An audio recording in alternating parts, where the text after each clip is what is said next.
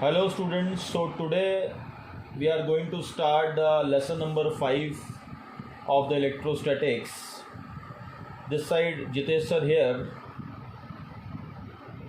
I hope that till now you have seen all the 4 lectures and also solved the worksheet which I am going to check in the regular classes. So let's start the lesson number 5 of the electrostats. Till now we have studied all the properties of charges about the basic charge theory. So in this lecture I am going to teach you the first law of the class 12th in the electric charges and fields, that is the Coulomb's law, which is the most important law. Coulomb's law, right? This law was given by a French physicist whose name was Charles Augustin Coulomb. It was the name of the scientist who has given the law. He was able to identify the electric force between the two charge spheres using the torsion pendulum, right? Torsion balance, actually. So, what does this law represent? This law will give you the electric force between the two charges, right? So what is the consideration of the law? That is a very important part. What is the consideration of this law? What is the assumption? That the charges which are in which we want to identify the force should be point charges, right? The charges should be point charges. That means their value should be lesser than equal to microcoulombs, right? Okay, charges सारे microcoulombs में होने चाहिए. बड़े charges के लिए ये law जो है this is absurd. So this is the first consideration. Second consideration is what? That is very important law. That is very important consideration that this law is also known as the inverse square law. Inverse square law, right? Like what? The gravitational force. Okay, electric force also follow the law, also follow the inverse square law. Now what is the basic difference between the gravitational force, the law of gravity, and the Coulomb's law? What is the basic difference? This is a 1 mark question, very important question already asked. That for gravitational force no medium is required, right? That means if there is a medium, it's okay. If there is not a medium, then also it's okay. The gravitational force do not depends on the medium. Do not depends on the medium, right? But what about the electric force, which is given by the Coulomb's law? It depends on the medium. It depends on the medium which is present between the two bodies, two charges.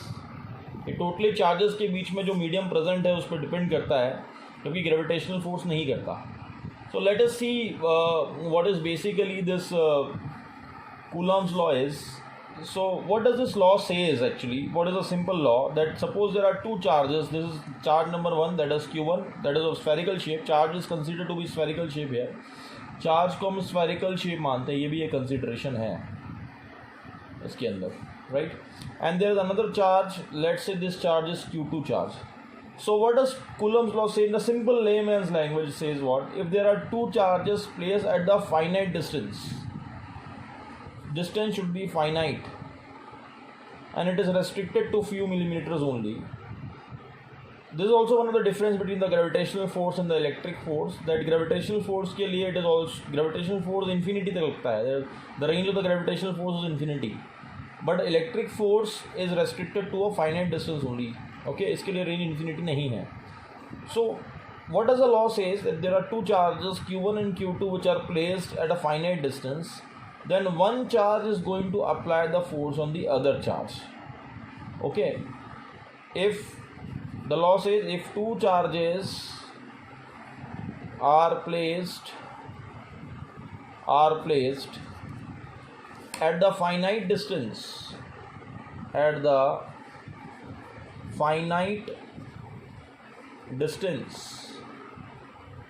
right, then one charge applies the force on the other charge, applies force on another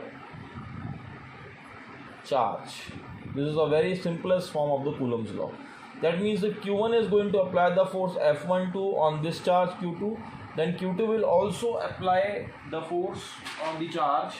That this force is what? This force will be the F21 force. Okay. So this is the Coulomb's law. Now let's take the mathematical interpretation of this law, okay, in this lecture. So what is the mathematical interpretation of the Coulomb's law? That is a very, very important thing. Let's see the mathematical interpretation of this law, right? So mathematical interpretation of this law is very important. Mathematical interpretation, okay. Law तो हो गया. Mathematics क्या बोलती है? What the mathematics says that the force, that is the electric force between the charges, okay, is directly proportional to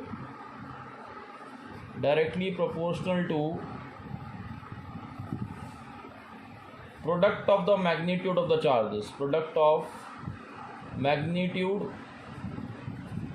of charges. That means F is proportional to Q1 and Q2, right? Okay, and it is inversely proportional to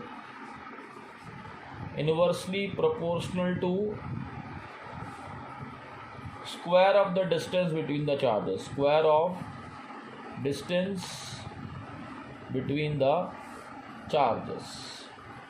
Okay, that means suppose if we see that between the Q1 and Q2, I will redraw here that between this charge Q1 and Q2, the distance is, let's say it is R.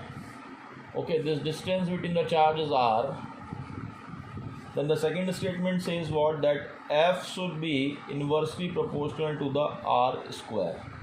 Okay, now you combine these two equations. So what you are going to get? You are going to get F proportional to Q1 Q2 by R square.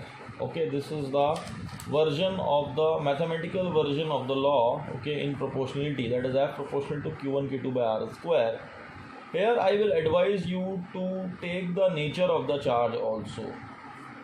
Okay, that means to solve the numericals, what you have to do, if the charge is just Q1 is minus Q1, then put it minus. If it is plus Q1, then put plus Q1. That I am going to explain you in numericals also, if you have not understood now.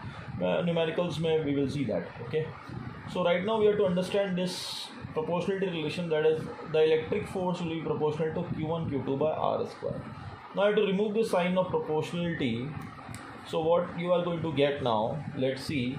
Finally, F will be equal to K Q1 Q2 by R square. This is a constant. Proportional adding the constant आएगा. So K is the dielectric constant or the electric force constant here. This is the electric force constant, right? What is the value of K? It's very important. 9 into 10 to the power 9 Newton meter square per Coulomb square, right? Let's check the dimensions. This is a 1 mark question, very famous, asked in exams. Okay, so K and Newton के dimension क्या होते हैं? You know very well, ml1 t minus 2 meter square is L2 divided by Coulomb square, that is A1 T1. इसका square हो जाएगा. On solving, what you are going to get? You are going to get m1, then L3, then t minus 4, then a minus 2. These are the dimensions of the K. Very, very important. Okay, 1 mark में आ सकता है ये, very important question. Now what is the value of K? K is also 1 upon 4 pi epsilon 0. You have to learn this. What is basically epsilon 0? It is the constant of permittivity. Permittivity I am going to take in the second lecture again. It is right now, you just remember, it is relative permittivity of free space. Permittivity of free space. Don't learn the constant values because वो exam में दी हुई होती है first paper पे. The value is what 8.85 into 10 is power minus 12 coulomb square per newton metre square की value होती है। और the time if you see this as a reciprocal of this, तो इसके डायमेंशन भी आ सकते हैं, वेरी इंपॉर्टेंट, नीट के एग्जाम में भी आए हुए हैं, IIT में भी आए हुए हैं और बोर्ड में भी आ सकते हैं। So what are the dimensions here? It will be m-1 l-3 t4 then a2. Don't learn the dimensions, okay? I never learned this, just solve it, right? Okay, so this comes to the end of the basic of the Coulomb's law. Next lecture I'm going to broadly classify this law. Right now please remember this formula, it's a very important formula, okay? And see this lecture very carefully. इसको वापस से आप देख के समझेंगे along with the other 4 lectures, and we'll continue now with the 6th lecture, इसका numericals and order classification. Thank you students.